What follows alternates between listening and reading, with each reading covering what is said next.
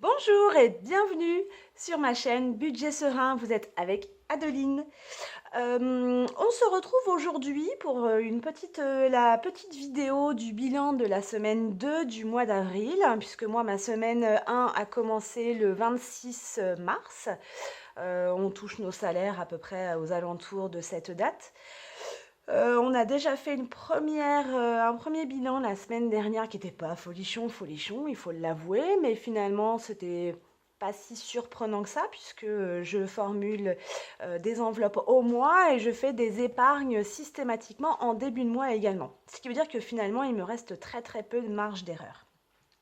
Si vous avez raté ma présentation, la situation de la famille et pourquoi on est passé aux enveloppes budgétaires, je vous mets le petit lien vers la vidéo qui nous présente juste ici. Vous n'aurez plus qu'à cliquer et aller voir pour faire un peu connaissance avec moi. Allez, c'est parti, on ne perd pas une minute. Ah si, autre chose, je voulais vous dire également qu'il va y avoir un petit clin d'œil économique dans cette vidéo. Je pense même que nous allons d'ailleurs commencer par ceci dès maintenant et on se retrouve tout de suite après. C'est parti! On se retrouve pour notre clin d'œil économique de la semaine qui touche essentiellement les produits qu'on peut utiliser dans notre salle de bain. Je tiens tout d'abord à dire que je ne cherche à convaincre personne. Je n'ai pas la prétention d'avoir la science infuse et je ne suis sponsorisée par aucune entreprise. Toutes les pratiques que nous avons mises en place, ma famille et moi, ont été réfléchies et étudiées. Je vous partage simplement mon expérience et mon avis et des petits conseils, des astuces et même des idées recettes. C'est le cas pour celle que nous allons voir aujourd'hui. Il se trouve que depuis 3 ans maintenant, je n'achète plus du tout d'eau micellaire pour nettoyer mon visage. Notre eau distribuée par le réseau d'eau de Normandie, puisque je suis de Normandie, est assez calcaire et je dois dire que j'ai la peau extrêmement sensible ainsi que ma fille. Ça tiraillait essentiellement. Donc je me suis dit, il va falloir qu'on trouve une alternative aux eaux micellaires qui ont des produits un peu cracra à l'intérieur, des choses qu'on ne connaît pas, des molécules avec des noms scientifiques à rallonge. Je suis allée piocher un peu à droite à gauche, des petites idées, des petites astuces et je suis tombée sur des recettes assez sympathiques que vous pouvez réaliser très simplement chez vous et au moins vous avez la maîtrise totale de ce que vous mettez sur votre peau. Aujourd'hui, je vais vous partager une petite recette d'eau micellaire, également démaquillante, qui pourrait vous être très utile. Elle est très facile à faire, ça demande juste un petit peu de temps. Donc voici les ingrédients qu'il va vous falloir. Alors, pour faire l'eau micellaire, pour 100 g de produits finis, il vous faudra 56,4 g d'eau de source. Il vous faudra également 30 g d'un hydrolat. Donc c'est de l'eau, hein. Donc moi j'utilise l'hydrolat de rose, mais vous pouvez utiliser également du bleuet. Voilà. Il y a plusieurs sortes d'hydrolat de rose, hein. Il y a de la rose de mai, de la rose de Damas, etc., etc. Il vous faudra également 3 g de mousse de babassu ou de sucre, la mousse de sucre. Ce sont les agents lavants, nettoyants, hein, d'origine végétale naturelle. C'est ce qui fait que ça mousse un petit peu. Il vous faudra 10 g d'huile végétale. Donc il en existe différentes. Moi j'utilise l'abricot, j'utilise l'avocat. On peut aussi utiliser le chanvre. Elles ont toutes des propriétés bien différentes. Ce sera à vous de choisir en fonction de ce que vous attendez de votre peau. Si vous avez une peau mature, il faudra plus s'orienter vers de l'avocat ou de la prune. Si vous voulez avoir un petit coup d'éclat, vous pouvez utiliser de l'abricot. Et vous pouvez éventuellement mélanger les deux. C'est-à-dire qu'il faut bien respecter la dose, hein. Vous mettez 5 et 5 g d'hydrolat d'abricot par exemple et 5 g d'huile d'abricot ou 5 g d'huile d'avocat pour arriver à un total de 10. etc., etc. Vous faites comme vous voulez en fonction de ce que vous voulez qu'elle ait comme propriété.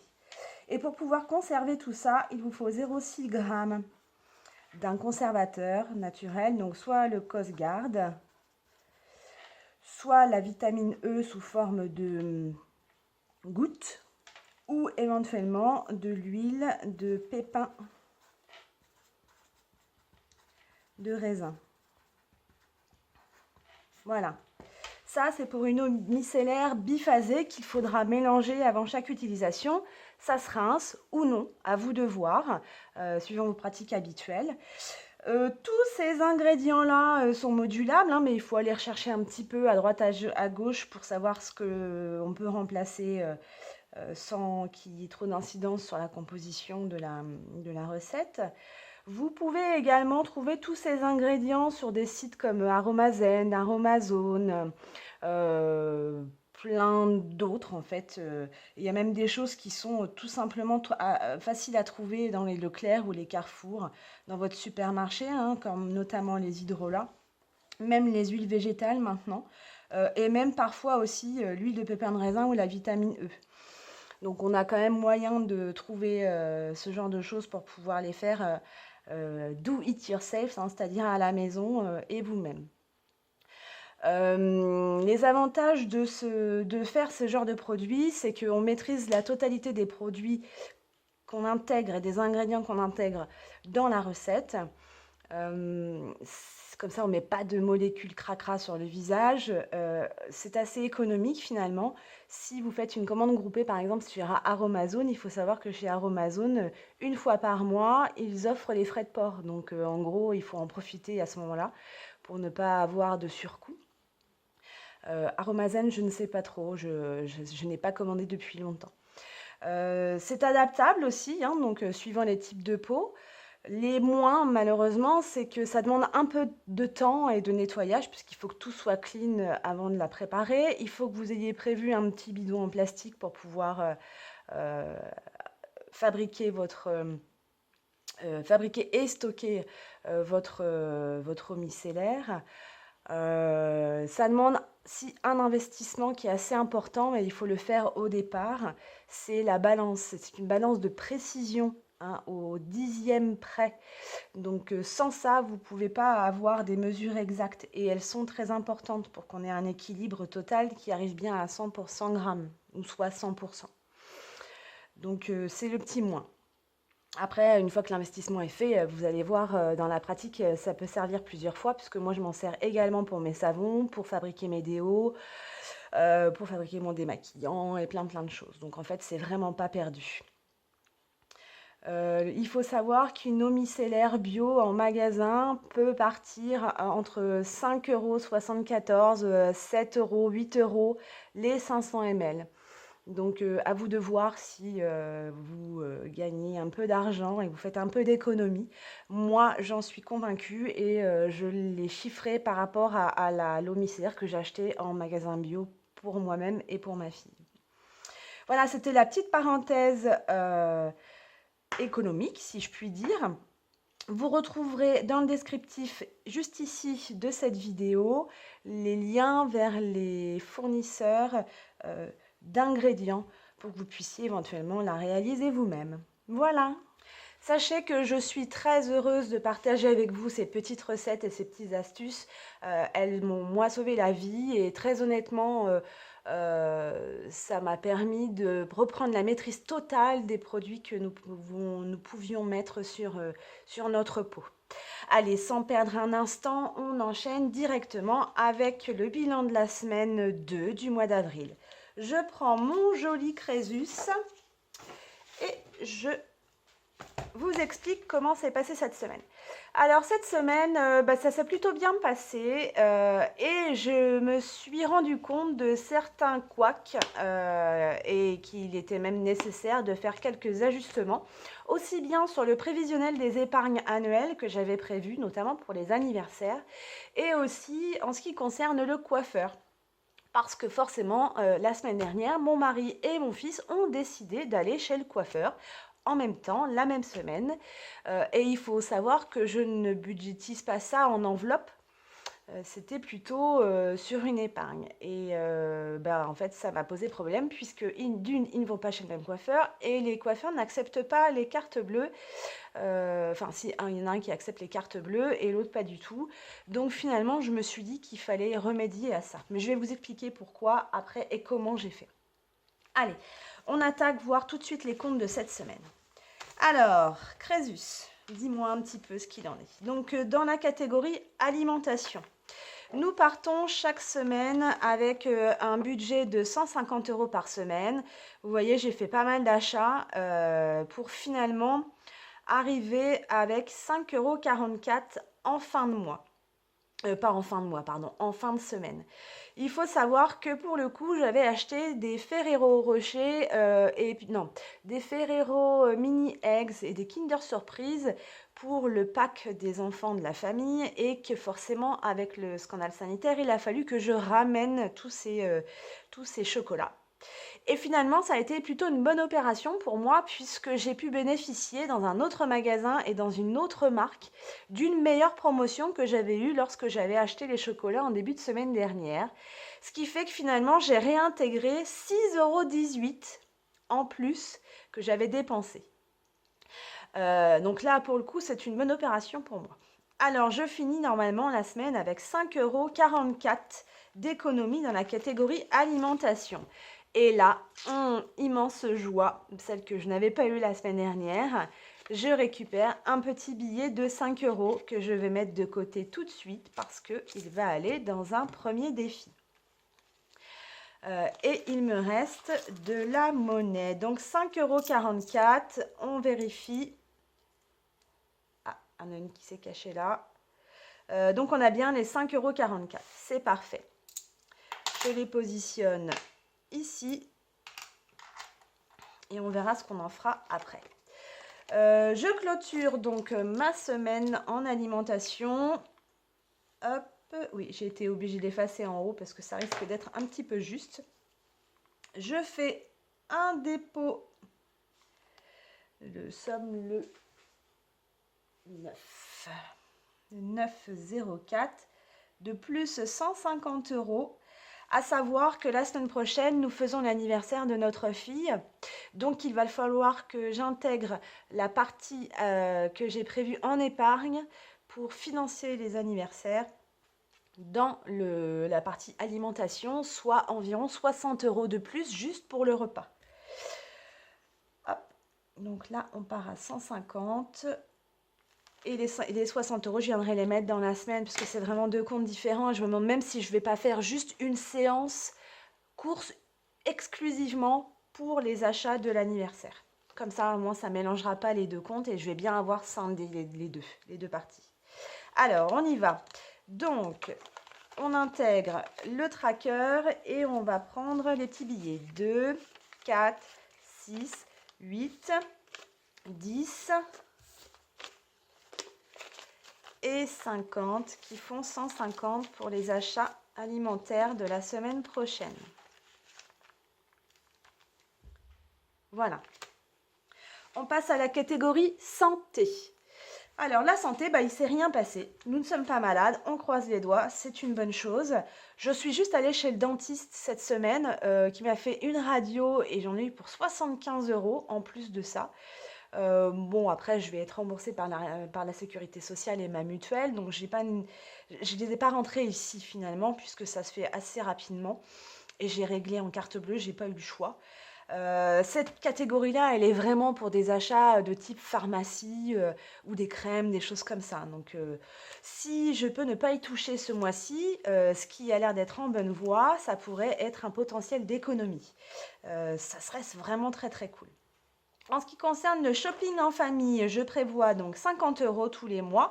S'ils ne sont pas utilisés, et c'est encore le cas, après, ils bifurquent dans une enveloppe épargne. Quand on fait des achats en grosse quantité, notamment à la rentrée scolaire, ou même quand il y a les soldes, par exemple, on en profite. En ce qui concerne la catégorie de ma fille, Jeanne, donc là, ça va être les vacances. Elle est au courant qu'il y a 10 €. J'imagine qu'elle va venir les piquer pour aller faire quelques sorties avec ses copines, puisqu'elle n'y a toujours pas touché non plus. Donc, je lui laisse. En ce qui concerne l'entretien maison et hygiène, alors là, il y a eu un peu de mouvement cette semaine. Il a fallu que j'achète de la lessive, du papier toilette, des petites choses comme ça. Et mon mari m'a appris soudainement qu'il n'avait plus de déodorant non plus.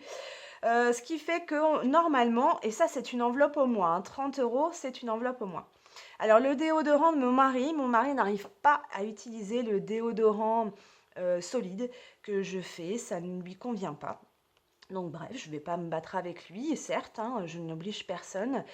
Donc il choisit un déodorant de grande surface, donc il a fallu que j'aille lui acheter. Il me reste normalement 8,27 €. On va vérifier ça tout de suite. 5, 6, 7, 8, c'est une pièce de 1. Hop, les 20 centimes. Là, ça va pas. 8,22 €. J'ai dû me planter dans un truc. Il faudra que je recalcule. Bon, bref, ceci dit, c'est pas très important, c'est des centimes. Par contre, ça, c'est important. Ça, c'est super chouette. Sauf que comme il me reste pas grand-chose et qu'il reste encore 15 jours à faire, je vais les laisser dans cette enveloppe-là. Je ne peux pas me permettre de les prendre et de les retirer tout de suite. On verra si à la fin du mois, si on a vraiment investi, on a acheté tout ce qu'il fallait dans l'entretien à la maison. Mais auquel cas, de toute façon, je n'aurai pas le choix. En ce qui concerne la catégorie d'hiver, alors la catégorie d'hiver, pareil, il s'est aussi passé quelque chose. Il a fallu acheter du gros sel en catastrophe. Mon mari va ramener des bulots et il a fallu les faire dégorger. Et malheureusement, j'avais déjà fait mes courses et à l'époque, je n'avais pas encore récupéré l'argent du remboursement des chocolats de Pâques Ferrero. Donc on est allé piquer dans la catégorie d'hiver pour pouvoir financer cet achat de gros sel. Et puis mon mari est tombé en panne de briquet également. Pour allumer le poêle, c'est un peu embêtant. Et pareil pour allumer ses cigarettes. Donc je suis allée piquer ici. C'est pareil, c'est aussi une enveloppe au mois. Hein. 20 € d'hiver, c'est vraiment juste. Hein. Je ne peux pas faire beaucoup plus. Ce mois-ci, c'était compliqué. Je vais quand même voir si je ne peux pas l'augmenter à 30 €. Parce que finalement, j'ai eu plein de faux frais que je n'avais pas prévus et qui rentrent dans aucune catégorie finalement. Donc voilà, logiquement, il me reste 9,76 €. Donc on a encore un billet de 5, ça c'est cool. Là, on a bien les 9. Combien j'ai dit? 9,76. J'en ai même plus. Voilà. Donc il doit y avoir un quiproquo sur un... Hop, là, 60, non, c'est 76, je les ai. Pile poil, 9,76 €. Donc, on est bien là-dessus. Alors, pareil, hein, comme c'est une enveloppe au mois et que c'est assez indispensable, et bah tant pis, le billet de 5 €, je le laisse. Par contre, je sais qu'il est là, ce qui fait que finalement, ça me laisse le smile. Parce que je me dis que si dans 15 jours, il y est encore, et je vais faire tout pour qu'il y soit encore, finalement, j'aurai aussi de quoi mettre dans mon défi 5 €. Voilà, on remet tous les petits trackers. Voilà, j'ai installé une nouvelle catégorie, la catégorie coiffeur, parce que finalement, je me suis rendu compte cette semaine, quand ces messieurs ont décidé d'aller chez le coiffeur en même temps, que c'était compliqué de gérer ça en chèque et en carte bleue, et que finalement, c'était plus facile de garder de l'espèce sous la main. C'est une enveloppe qui va être systématiquement une enveloppe épargne, puisqu'on n'ira pas tous chez le coiffeur en même temps, mais finalement, moi, il faut que j'y aille le mois prochain. Donc, ce que je vais faire dorénavant, c'est qu'il y aura cette enveloppe qui fera partie de l'argent que je tirerai en début de mois. Au fur et à mesure où on aura besoin d'y aller, il n'y aura pas besoin de faire de carte bancaire. Mon fils sera autonome, il pourra prendre dans l'enveloppe et aller chez le coiffeur et payer en espèces. Et pour le coup, on récupérera peut-être un peu de monnaie également, puisque finalement, j'en ai pas beaucoup. Donc, dans cette enveloppe, le décompte qui avait été fait, hein, donc à l'année, j'ai budgétisé 348 € pour nous 4. Vous voyez, il y a déjà eu quelques mouvements. Normalement, il devrait rester 31,50 €. Bon, j'ai laissé les 1,50 € sur mon compte bancaire. On repart avec un compte rond. Donc, on va repartir avec 30 € et je vais marquer dépôt enveloppe en date du 9/04. Je vais marquer plus 30 € et on va repartir à 30 €. Voilà. Et donc, tous les mois, je viendrai mettre ce que j'ai prévu normalement en catégorie coiffeur, soit à peu près 29 € par mois. Je viendrai l'ajouter à celle-ci. Voilà. Et après, on n'y touchera pas, on n'y touchera que quand on aura besoin d'aller chez le coiffeur. Hop. Et hop. Voilà. En ce qui concerne les trackers sans CB, en CB, pardon. Donc, c'est toujours la variation avec l'alimentation chien-chat. Vous voyez, il a fallu que je bidouille un truc avec le remboursement du coiffeur. Bref, en fait, dans cette catégorie, il reste 13,07 €. Logiquement, on est à 10.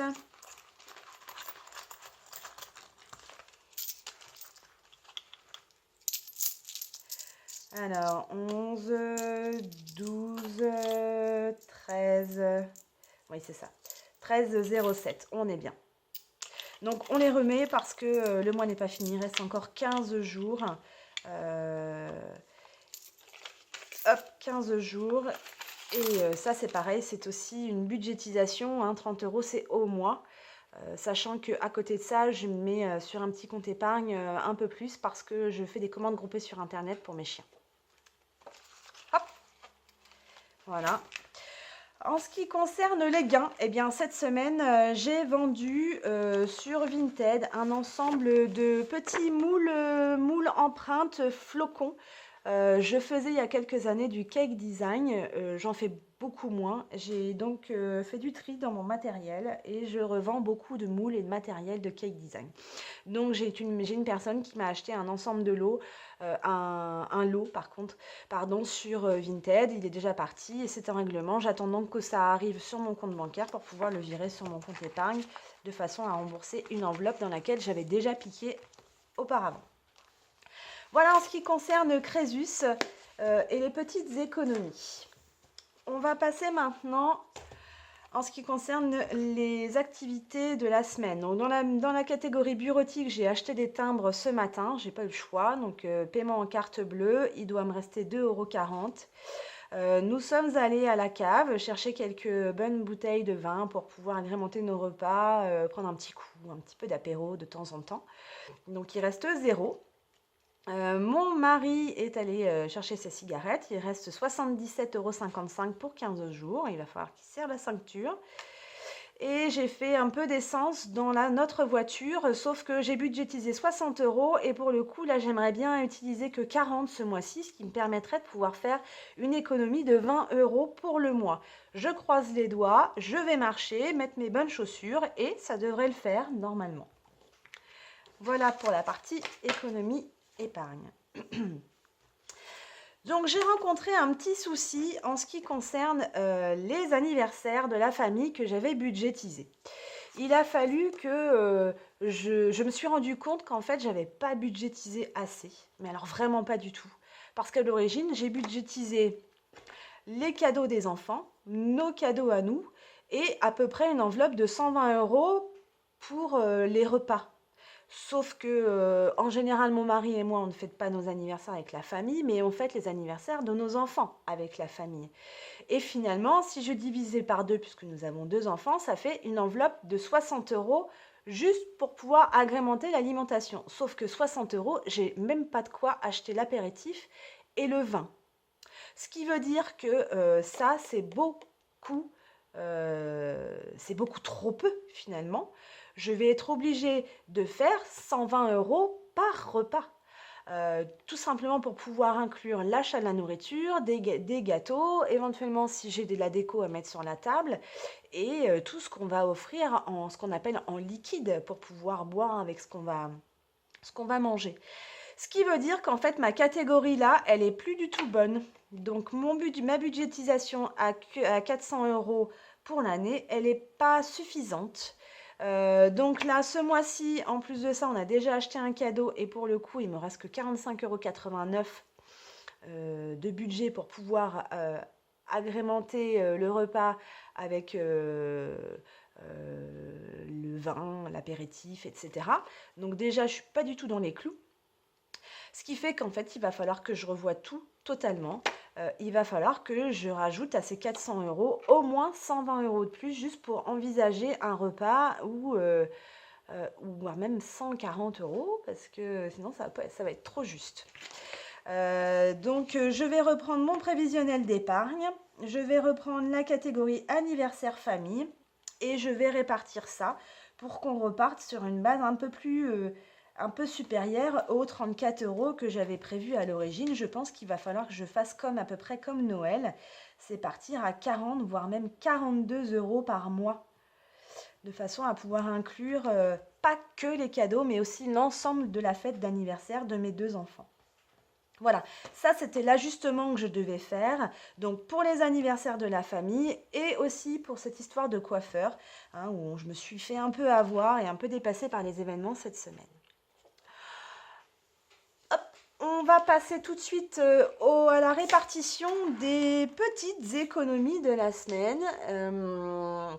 On va déjà les noter, donc les économies mensuelles du mois d'avril. Donc la semaine dernière, on avait fait un défi Moscosto, le défi des centimes et le défi des 5 €, il n'y avait rien eu. Cette semaine, par contre, il va y avoir 5 € à ajouter dans le défi des 5 €. Et puis dans le défi des centimes, on va avoir 44 centimes à y mettre. Voilà. Ici, dans le défi Moscosto, il n'y aura rien cette semaine. Donc, on va prendre, voilà, le défi des 5 €. Donc, comme je vous l'ai déjà expliqué, j'ai déjà testé cette méthode avant de me lancer sur une chaîne YouTube parce que je n'étais pas sûre que ça soit, que ça m'aille et puis que je sois convaincue de l'utilisation. Et en fait, bien si. C'est ce qui explique que j'ai déjà mis des billets de 5 € de côté, hein. Vous voyez, ils sont là, hop, dans cette petite pochette, avec un petit tracker. Donc au jour d'aujourd'hui, le 25 mars, j'avais 55 €. Donc au jour d'aujourd'hui, on dépose le 9,04 plus 5 €, ce qui fait que je vais avoir économisé 60 € dans ce défi des 5 €. Je coche ma petite case qui me dit qui correspond au billet de 5 € et je viens le mettre avec ces super copains à l'intérieur de ma super enveloppe. Voilà, ça c'est pour le défi des 5 €. Je remets le tracker. Voilà. Et on va prendre maintenant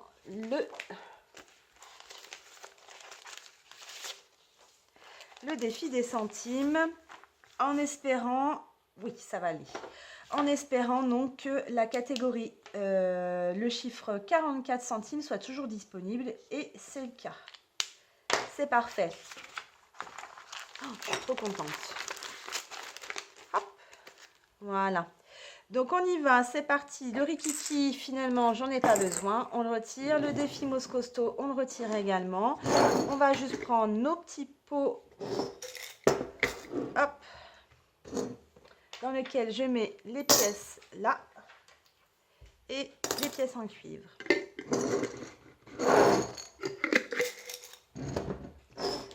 Voilà.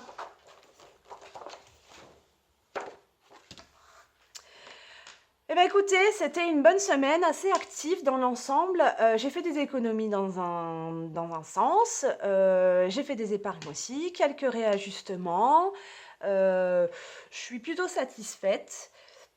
J'ai vraiment hâte pour le coup d'arriver à la fin du mois et savoir si je vais pouvoir conserver ces billets de 5 € qui sont dans mes catégories. Mais ça, personne ne le sait encore et encore moins moi. En tout cas, cette vidéo touche à sa fin pour aujourd'hui. Je vous remercie de l'avoir regardée jusqu'au bout, je le souhaite. Et je vous dis à samedi prochain avec un petit clin d'œil économique et le bilan de la semaine qui sera passée. Je vous souhaite à tous un bon week-end, reposez-vous bien et n'oubliez pas d'aller voter dimanche. Au revoir!